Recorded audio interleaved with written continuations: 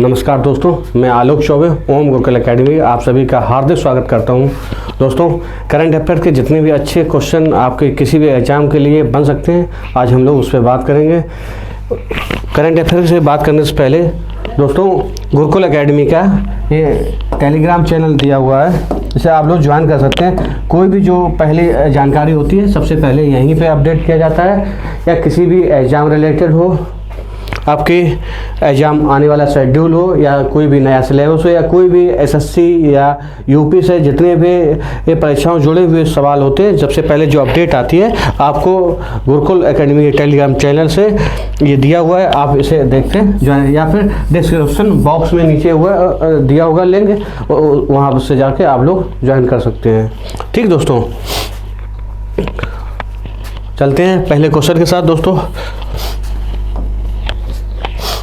जनवरी 2023 में दोस्तों बहुत इंपॉर्टेंट क्वेश्चन, नियुक्तियां में ऐसे क्वेश्चन पूछे जाते हैं ज़्यादातर आपके पास। जनवरी 2023 में किसे उपराष्ट्रीय सुरक्षा सलाहकार के रूप में नियुक्त किया गया है?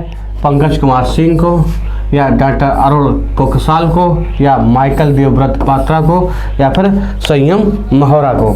सभी जो नियुक्ति हैं बहुत ही इंपॉर्टेंट है दोस्तों, इसलिए आप लोग फैक्ट को नोट करते हुए चलना। देखते हैं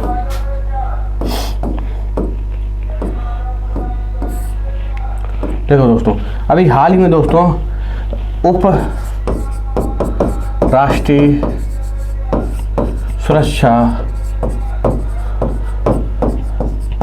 सलाहकार, अगर यहाँ से उप शब्द अलग हटा दे, मतलब राष्ट्रीय सुरक्षा सलाहकार, तो आप सभी जानते हैं इस समय वर्तमान में कौन है? अजीत डोभाल।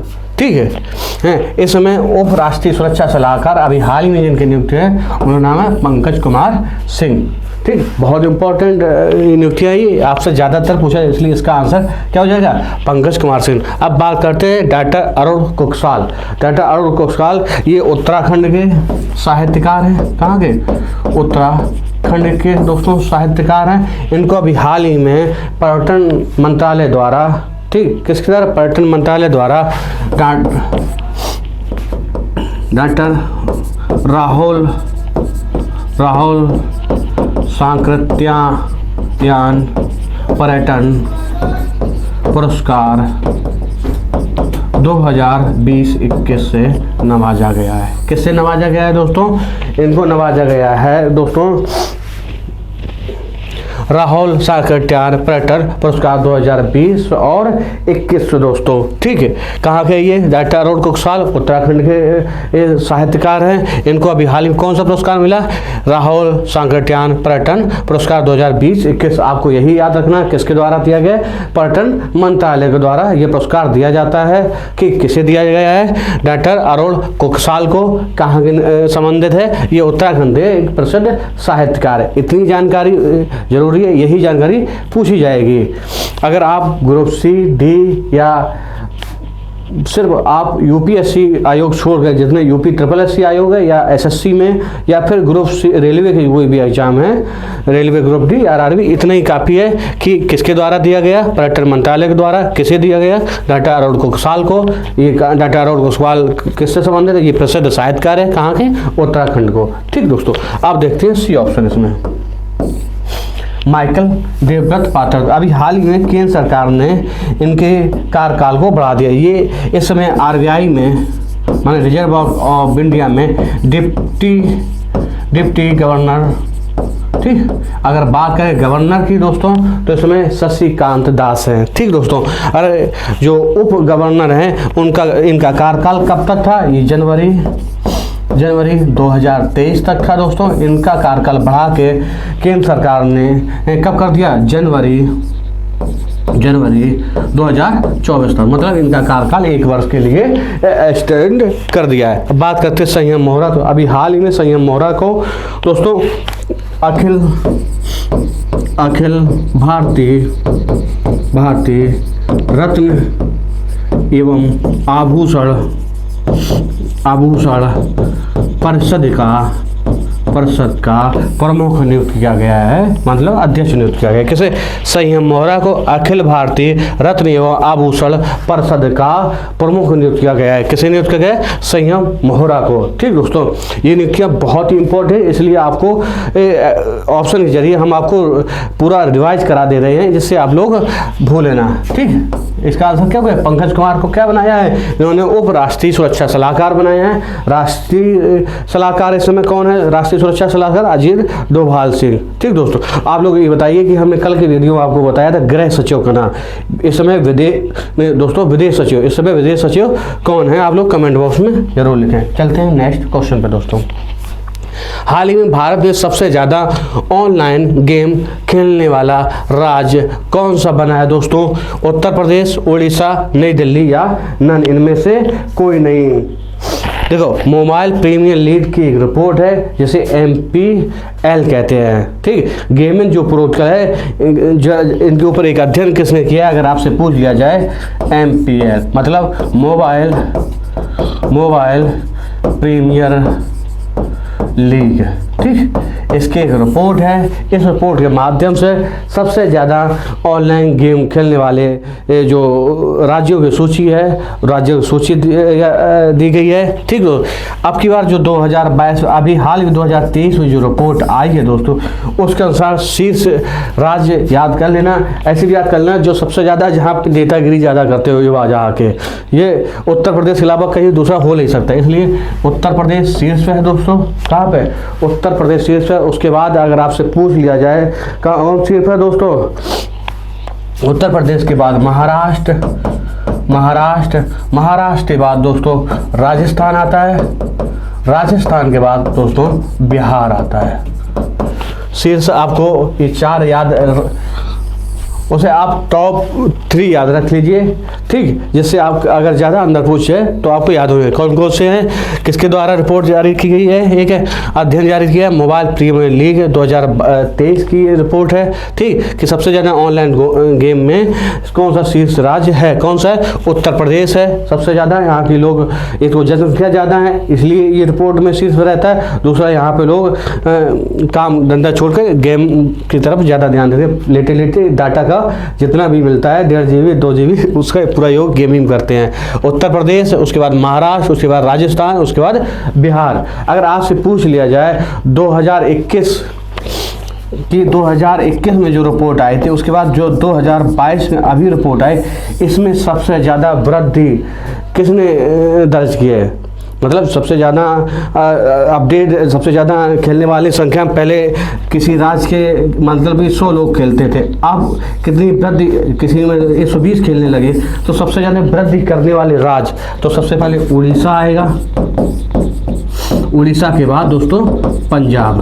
दो शीर्ष याद रखना कि 2021 से लेकर 2022 तक सबसे ज़्यादा वृद्धि करने वाले किसमें गेम खेलने के मामले में सबसे टॉप पर रहेगा उड़ीसा और दूसरे नंबर पर रहेगा पंजाब। ठीक दोस्तों, अब अगर बात करें यूपी की दोस्तों, तो यूपी में जिला वाइज अगर आपसे पूछ लिया जाए कि कौन से जिला में सबसे ज़्यादा ऑनलाइन गेम खेले जाते हैं, तो याद रखना दोस्तों लखनऊ के बाद कानपुर के बाद दोस्तों वाराणसी।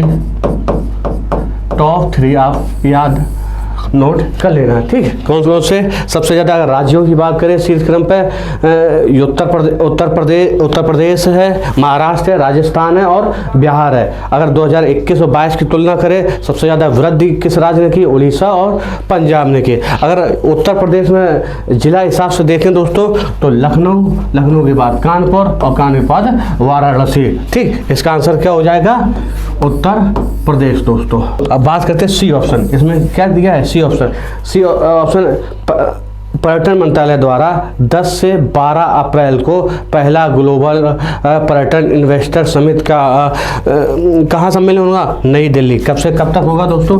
10 से 12 अप्रैल 2023। मतलब भारत का पहला ग्लोबल टूरिज्म इन्वेस्टर समिति कहाँ आयोजन होगा? आप देख लीजिए, नोट भी कर लेना। अगर पहला ग्लोबल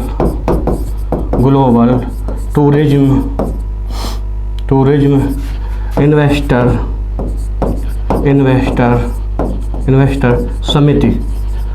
समिट या सम्मेलन का आयोजन कहाँ होगा से पूछ लिया जाए। किसका? पहला ग्लोबल टूरिज्म इन्वेस्टर समिट का, वो नई दिल्ली में होगा। कब से होगा? 10 से 12 अप्रैल 2023 में इसका आयोजन होगा। ठीक, इसका आंसर क्या है? शेष राज्य ऑनलाइन में कौन सा है? उत्तर प्रदेश। चलते हैं नेक्स्ट क्वेश्चन पर दोस्तों। हाल ही में किसने मलेशिया ओपन 2023 में पुरुष एकल का खिताब जीता है? विक्टर एक्सेल्सन या कोडाई नारोक या अंकाने यामागुची या एन से यंग? अभी हाल में देखो मलेशिया ओपन का टूर्नामेंट हुआ, उसमें अगर बात पुरुष एकल की करें तो पुरुष एकल में दोस्तों, पुरुष एकल में बात करें तो पुरुष एकल में डेनमार्क के खिलाड़ी कहाँ के? विक्टर एक्सेल्सन ने खिताब अपने नाम किया है। ये कहाँ के खिलाड़ी हैं? डेनमार्क।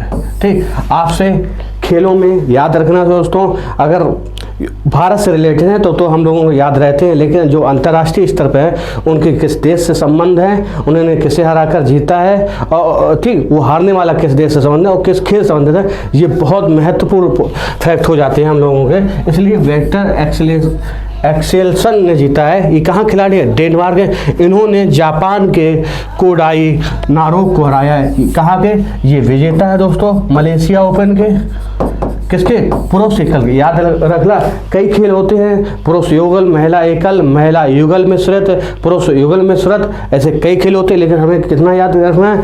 महिला एकल और पुरुष एकल। ठीक दोस्तों, बहुत ही इंपॉर्टेंट तब और दूसरे देखे जाते हैं। ठीक, बात करते हैं ये कोडाई नारोक कहाँ के? ये जापान के। ये मलेशिया ओपन में पुरुष एकल के उप विजेता रहे हैं। ठीक, अब बात करते हैं महिला एकल। अगर आपसे महिला एकल की बात की जाए कि महिला एकल में यकाने यामागुची, ये दोस्तों जापान की खिलाड़ी हैं। ठीक, इन्होंने महिला एकल कैसे? दक्षिण कोरिया के ये एन से यंग को हराकर अपने नाम किया। ये कहाँ के है दोस्तों? दक्षिण कोरिया। देखो दोस्तों, मलेशिया ओपन में पुरुष एकल का खिताब डेनमार्क के खिलाड़ी विक्टर एक्सेल्सन ने जीता है। किसे हराकर? जापान के कोडाई नारोक को हराकर जीता है। और महिला एकल की बात करें तो यकाने यामागुची जो कि जापान के खिलाड़ी हैं दोस्तों, उन्होंने दक्षिण कोरिया के एन से यंग को हराकर एक खिताब अपने नाम किया है। इतनी जानकारी इसमें, तो इसका आंसर क्या होगा? ए विक्टर एक्सेल्सन। चलते हैं नेक्स्ट क्वेश्चन पे। बात करते हैं संस्कृति फाउंडेशन तेलंगाना में हैदराबाद त्यागराज आराधना संगीत समारोह का कौन सा संस्करण आयोजित कर रहा है? 8वां, 9वां, 10वां या इनमें से कोई नहीं दोस्तों। जो भी महोत्सव, संगीत महोत्सव या कोई भी उत्सव आयोजन होता है बहुत ही करंट में अपडेट हो जाते हैं। अगर आपसे करंट से रिलेटेड क्वेश्चन बनेगा तो ये पूछा जा सकता है। ठीक दोस्तों, अभी हाल में दोस्तों ये कहाँ पे? 18 से 22 जनवरी 2023 में इस समारोह का आयोजन हो रहा है। कब से कब तक हो रहा है? 18 से 22 जनवरी। किस फाउंडेशन के द्वारा हो रहा है आपसे पूछ लिया जाएगा। ये हो रहा संस्कृति फाउंडेशन के जरिए इसका सम्मेलन जो आयोजित करा रहे हैं। कौन करा रहा? संस्कृत फाउंडेशन। ठीक, कहाँ हो रहा है? हैदराबाद में। इसका कौन सा संस्करण अगर आप संस्करण पूछें तो ये 8वां संस्करण है। ठीक दोस्तों, देखो बात सुनो कि क्या क्या बताना है इसमें। किस फाउंडेशन द्वारा? संस्कृति फाउंडेशन द्वारा। कब से कब तक? 18 से 22 जनवरी 2023 तक है 8वां संस्करण। ठीक, तेलंगाना में इसका संगीत समारोह का आयोजन हो रहा है दोस्तों। अगर आपसे पूछ लिया जाए संस्कृति फाउंडेशन के बारे में तो दोस्तों इसकी 2005 में ये स्थापित किया गया था। कौन सा? संस्कृति फाउंडेशन 2005 में। ये एक अगर आपसे पूछ लिया जाए ना इसकी प्रकृति कैसी है, कैसा है संस्था, ये लाभकारी है, सरकारी है, तो ये दोस्तों याद रखना ये संस्कृत फाउंडेशन एक तो शिक्षा और अनुसंधान से रिलेटेड है। दूसरा ये गैर लाभकारी है और गैर सरकारी है। ठीक दोस्तों, क्या बनाना, अगर आपसे पूछ ले कि कभी कभी सीधे सीधे ना पूछ के उसके अगल बगल से क्वेश्चन पूछ लिए जाते हैं कि अगर संस्कृत फाउंडेशन इसका आयोजन करा रहा है, किसका, ये करा रहा है संगीत समारोह त्यागराज आराधना संगीत समारोह का, ठीक, इसकी स्थापना कब हुई, 2005 में है। और ये कैसा है फाउंडेशन, ये गैर लाभकारी है और गैर सरकारी है, शिक्षा और अनुसंधान से इसका मुख्य कार्य, ये शिक्षा के क्षेत्र में और अनुसंधान के क्षेत्र में कार्य करता है फाउंडेशन। ठीक दोस्तों, इसका आंसर क्या होगा, ए। चलते हैं नेक्स्ट क्वेश्चन पे दोस्तों। हाल ही में विश्व आर्थिक मंच द्वारा किस भारतीय शहर में चौथी औद्योगिक क्रांति का 18वां वैश्विक केंद्र स्थापित करने का समझौता दिया गया दोस्तों? बेंगलुरु, हैदराबाद, पाली और प्रयागराज। अभी हाल ही में दोस्तों, कब से कब तक, अपने कल के आपके वीडियो में करंट अफेयर का जो आया था उसमें बताया था कि अभी हाल ही में विश्व आर्थिक मंच का जो वार्षिक सम्मेलन होता है, जिसे हम दावोस 2023 के नाम से इस बार जानेंगे, अगर वो 2022 में हो रहा होता दोस्तों तो उसे दावोस 2022 के नाम से जानते हैं। ठीक, अगर बात करें किसका, विश्व आर्थिक मंच के जो वार्षिक बैठक होती है वो कब से कब तक हो रही, 16 से लेकर 20 जनवरी तक 2023 का इसका बैठक संपन्न होगी। आज 20 है, आज लास्ट होगी इसकी, आज संपन्न हो जाएगी। है कहाँ पे, ये दावोस एक शहर है, कहाँ का दोस्तों, यह स्विट्जरलैंड का, स्विट्जरलैंड का एक शहर दावोस है, इसमें बैठक चल रही, इसलिए इसे दावोस 2023 के नाम से भी इस वार्षिक सम्मेलन को जाना जाता है। अगर हम दावोस 2023 कह दें तो विश्व आर्थिक मंच की जो वार्षिक सम्मेलन होता है, बैठक होती है, उसी को ही हम जानेंगे। ठीक है, अब ये बैठक कब से कब तक बताइए, 16 से 20 जनवरी तक है। ठीक है, किसके द्वारा, विश्व आर्थिक मंच का एक वार्षिक बैठक है ये। अगर आपसे पूछ लिया जाए दोस्तों कि विश्व आर्थिक मंच की मुख्यालय या स्थापना 1971 में, अगर मुख्यालय पूछ लिया जाए तो स्विट्जरलैंड में ही इसका मुख्यालय है, जिनेवा स्विट्जरलैंड में, स्विट्जरलैंड में। इसी सम्मेलन में दोस्तों एक समझौता हुआ, तेलंगाना सरकार ने किया है, किसके साथ, तेलंगाना सरकार ने, इसी सम्मेलन में समझौता हुआ। उस समझौता के अनुसार दोस्तों कि चौथी औद्योगिक क्रांति का जो 18वां वैश्विक केंद्र स्थापित किया जाएगा, याद रखना, चौथी औद्योगिक क्रांति, दूसरा का 18वां वैश्विक केंद्र, आपसे 17वां दे दे या 16वां दे दे, वो नहीं, सिर्फ 18वां याद रखना, बहुत महत्वपूर्ण है। कहाँ होगा, अब आप समझिए वो ऑप्शन के हिसाब से कि तेलंगाना सरकार ने अगर समझौता किया तो कहाँ होगा, ये होगा हैदराबाद, हैदराबाद दोस्तों। ठीक, इसका आंसर हो जाए हैदराबाद। दोस्तों अभी हाल ही में 15 जनवरी को भारतीय थल सेना दिवस मनाया गया। ठीक, पहली बार ऐसा हुआ है कि भारतीय थल सेना की जो परेड होती थी, लगातार जब से मनाया जाता है तब से नई दिल्ली में इसकी परेड आयोजित की जाती है, लेकिन इस बार नई दिल्ली से बाहर की गई। कहाँ की गई, ये की गई बेंगलुरु कर्नाटक में। ठीक, आप लोग कमेंट बॉक्स में जरूर लिखें कि भारतीय थल सेना जो दिवस है किसके याद में या किसके उपलक्ष्य में मनाया जाता है। ठीक दोस्तों, चलते हैं, इसका आंसर क्या होगा, बी ऑप्शन। चलते हैं नेक्स्ट क्वेश्चन पे दोस्तों। हाल ही में एस श्रीकांत द्वारा विमोचन की गई पुस्तक कम, देखो यहाँ लिख लीजिए, कम के बाद फुल स्टॉप, यहाँ ये पूरा है, कम प्लस लेट्स रन, किसके द्वारा लिखी गई है, सुब्रमण्यम शुभ्रा गुप्ता कर लीजिए यहाँ पे, हैं, संजीव सान्याल और इनमें से कोई नहीं दोस्तों। देखो ये पुस्तक दोस्तों, इसका विमोचन तमिल भाषा में 2021 में भी हो चुका है। ठीक दोस्तों, आपके इसका तमिल भाषा में 2021 में इसका एक तमिल संस्करण लॉन्च हो चुका है। अगर उसकी बात करें, उसका क्या नाम था, ओंडलम वंगा, ये नाम से कब हो चुका है, ये 2021 में। ठीक, अब इसका हिंदी संस्करण है दोस्तों। ठीक, कम लेट्स रन, हिंदी संस्करण नहीं है ये। हाँ दोस्तों, जानकारी कम है कि हिंदी है या किस में है, बाद में इसका कौन सा, ये है तमिल संस्करण। अगर आप बात करें किसकी, कम्स लेट्स रन की विमोचन पुस्तक की गई किसके द्वारा, ये की गई है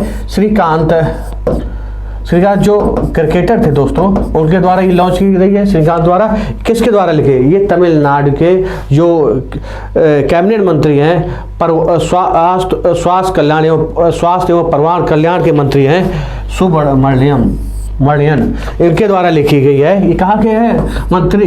यह है तमिलनाडु सरकार के। बात करते हैं शुभ्रा गुप्ता ने अभी हाल ही में घोषणा की है कि इरफान खान के ऊपर एक पुस्तक लिखेंगे। उस पुस्तक का विमोचन कब करेंगे? मार्च में करेंगे। ठीक दोस्तों, देखो इरफान खान ए लाइफ इन मूवीज। ठीक, क्या है? इरफान खान ए लाइफ इन मूवीज जो पुस्तक है वो कब आएगी? ये मार्च में आएगी। बात करते हैं संजीव सन्याल की। इन्होंने स्वतंत्रता संग्राम के ऊपर एक पुस्तक क्रांतिकारी का अभी हाल ही में लॉन्च किया है। क्या नाम है उसका? क्रांतिकारी। ये स्वतंत्रता संग्राम के ऊपर लिखित किताब है। कौन सी? किसने लिखी? संजीव सन्याल में। बात, इसका आंसर क्या है? सुब्रमण्यम। ठीक है, ये कहाँ के हैं? ये तमिलनाडु के एक कैबिनेट मंत्री हैं, स्वास्थ्य एवं परिवार कल्याण विभाग के। ठीक, चलते हैं नेक्स्ट क्वेश्चन। देखो, अंधता नियंत्रण पॉलिसी लागू करने वाला देश का पहला राज्य कौन बना? राजस्थान, केरल, तमिलनाडु और मध्य प्रदेश। अंधता नियंत्रण पॉलिसी, यहाँ दिव्यांग भी लिख सकते हैं या है, आप सब देख लेना। ठीक, किसने की? ये अशोक गहलोत जी द्वारा घोषणा की गई है। किसी द्वारा? अशोक गहलोत कहाँ के मुख्यमंत्री है? राजस्थान के, इसलिए इसका आंसर हो जाएगा राजस्थान। राजस्थान ऐसा पहला भारत देश का ऐसा पहला राज्य है जो अंधता नियंत्रण या दिव्यांग नियंत्रण पॉलिसी लागू करने के लिए घोषणा की है अभी हाल। बात करते केरल। केरल बहुत मामले में हम लोगों के लिए बहुत पढ़ने के लिए ज़रूरी होता है, क्योंकि बहुत सी ऐसी चीज़ें हैं जहाँ केरल से हमें परीक्षा में पूछी जाती है। सबसे पहले अभी हाल ही में केरल के मुख्यमंत्री ने घोषणा की है कि कोलम जिला है, कोलम वो साक्षरता जो संविधान साक्षरता अभियान में है करने वाला पहला जिला है कि 100% संविधान साक्षरता दर हासिल कर ली है। ठीक, अब संविधान साक्षरता अभियान केरल में चलाया जा रहा है। क्यों चलाया जा रहा है? कि संविधान से रिलेटेड जितने भी कानून हैं या देश में या राज्य में केरल में, उसके बारे में नागरिकों को जागरूक करना। ठीक, कौन सा जिला? कोलम जिला। ठीक है, कोलम जिला।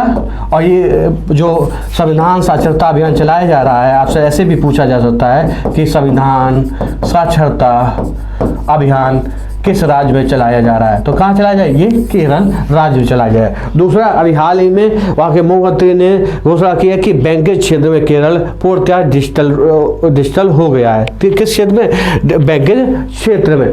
ठीक, अपना पहला OTT प्लेटफॉर्म जारी करने वाला ठीक है कौन सा राज्य है? केरल राज्य। ऐसे बहुत से चीज़ें हैं। ठीक, बात करते हैं तमिलनाडु। तमिलनाडु में अपनी जितनी भी सरकारी सुविधाएं हैं जो वो नागरिकों तक पहुंचाता है उसमें सभी में आधार कार्ड अनिवार्य करने वाला पहला राज्य है। ठीक, अभी तक आधार कार्ड किसी राज्य ने अनिवार्य नहीं किया था, लेकिन तमिलनाडु राज्य ऐसा पहला राज्य है भारत का जिसने सभी सरकारी सुविधाओं में आधार कार्ड अनिवार्य कर दिया। बात करते हैं मध्य प्रदेश से। मध्य प्रदेश भी कई मामलों में अभी है, क्योंकि यहाँ भी खेलो इंडिया यूथ सम्मेलन का आयोजन होगा। ठीक दोस्तों, या फिर अभी जल के ऊपर एक राज्य मंत्रियों का सम्मेलन हुआ। कहाँ हुआ? मध्य प्रदेश में हुआ दोस्तों। या फिर प्रवासी भारतीय सम्मेलन का आयोजन 8 से 10 जनवरी कहाँ हुआ? ये भी मध्य प्रदेश में इंदौर में हुआ दोस्तों। और जो ऑनलाइन जुआ है उसके खेलने के लिए टास्क फोर्स का गठन अगर किस राज्य पूछ लिया जाए कहाँ बताएंगे? ये भी मध्य प्रदेश में कि टास्क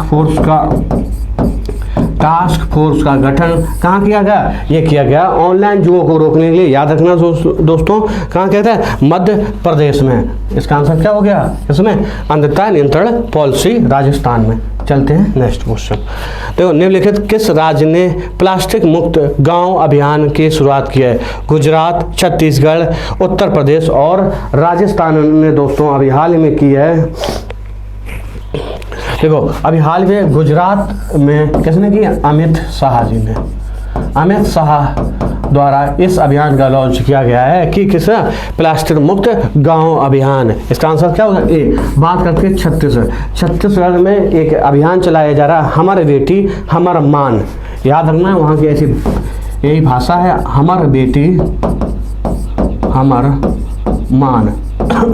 इस अभियान के तहत कहाँ चलाया जाए? छत्तीसगढ़। इस अभियान के तहत महिलाओं का सशक्तिकरण, उन्हें कानून के बारे में जानकारी देना, जैसे साइबर अपराध हुए या और भी महिलाओं जुड़े हुए जितने भी संबंधित कानून उनके बारे में जागरूक करना। ठीक, उन्हें मतलब सशक्तिकरण करना। बात करके उत्तर प्रदेश, अभी हाल ही में उत्तर प्रदेश में दोस्तों एक अभियान चलाया गया, स्कूल चलो अभियान। क्या है? स्कूल चलो अभियान।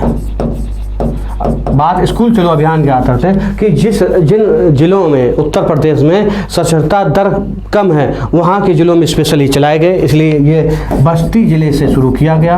अभी बस्ती ज़िला से याद आ गया, कल के ही हमने MCQ वीडियोज़ में आपको कराया है कि पहला सांसद खेलों कुंभ का महाकुंभ का उद्घाटन किसने किया? नरेंद्र मोदी जी ने। वहाँ एक जो सांसद हैं हरीश द्विवेदी जी, उनकी एक अनूठी पहल है। इसके आसपास के बस्ती ज़िले के आसपास से जो भी युवा हैं खेल से संबंधित उनको लिए मंच प्रदान करना। ठीक दोस्तों, ये कब से कब? 2 चरणों में, दोनों चरणों के डेट बता दीजिए कब से कब तक। 1 दिसंबर में, एक अभी लॉन्च किया है कल 18 तारीख, परसों 18 को। ठीक, बस्ती स्कूल चलो अभियान कहाँ से? बस्ती। इसका मतलब है कि 100% हाजिरी ही लगवाना प्राथमिक स्कूलों में, इसका एक उद्देश्य। बात करते हैं राजस्थान।